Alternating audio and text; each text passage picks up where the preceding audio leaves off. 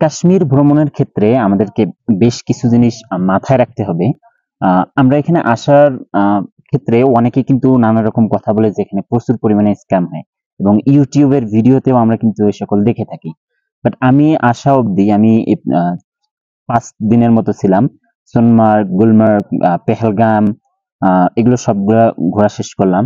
এখনো অবধি আমি কিন্তু কোনো সমস্যার মধ্যে পড়ি নাই। তবে কাশ্মীর ১ম বার আসার ক্ষেত্রে একটা জিনিস মাথায় রাখতে হবে।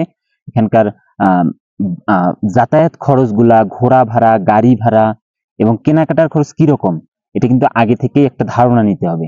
যেমন শালের দাম কিরকম? কারণ এখানে কিন্তু প্রচুর পরিমাণে বার্গেনিং করতে হয়। যদি আপনার দাম সম্পর্কে ধারণা না থাকে তাহলে কিন্তু আপনি ধরা খেয়ে যেতে পারেন। যেমন একটা ঘোড়া ভাড়া বাইসন ভ্যালিতে যাইতে ৳৮০০ লাগে, ওটা কিন্তু আপনাদের কাছে ২,০০০, ৩,০০০ বা ৭,০০০ চাইতে পারে। যদি আপনাদের এই আইডিয়াটা না থাকে সেক্ষেত্রে কিন্তু আপনি এখানে এসে ধরা খাবেন।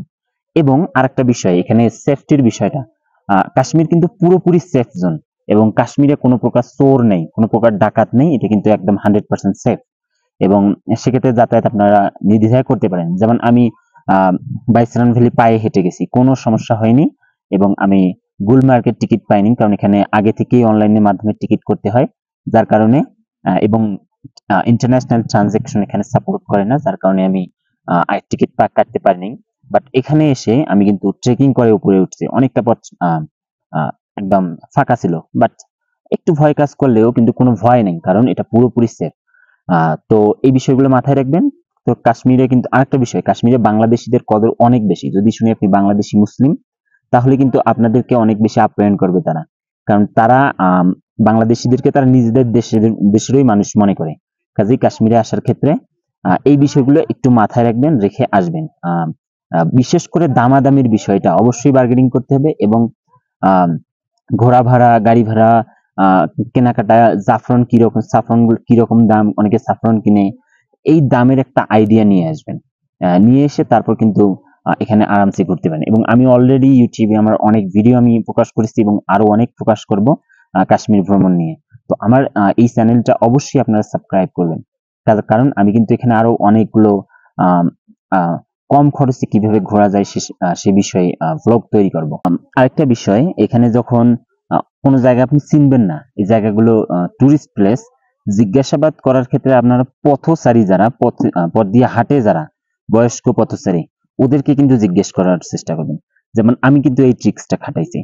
দেখতেছি কোনো পথচারী যাচ্ছে, একজন বয়স্ক মানুষ, দেখেই বোঝা যায় কি কেমন। তাকে জিজ্ঞেস করলাম যে চাচা, ইহা পে কিতনা দূর, মানে হিন্দিতে তাদেরকে বললাম যে গুলমার্গ ফার্স্ট ফেজ কত দূরে। তারা কিন্তু বলে দেয় যে 30 মিনিটস, আর অল্প একটু। তারপর বললাম যে শিকারা রাইড কোন সে মিলেগা, ওরা কিন্তু দেখাই দিবে। তারপর হলো এখানে বিফ বা গরুর মাংস কোথায় খাওয়ার জন্য কোথায় মিলবে, বা কোথায় ভালো হোটেল রয়েছে, বাঙালি হোটেল, এভাবে কিন্তু জিজ্ঞাসা করতে পারেন।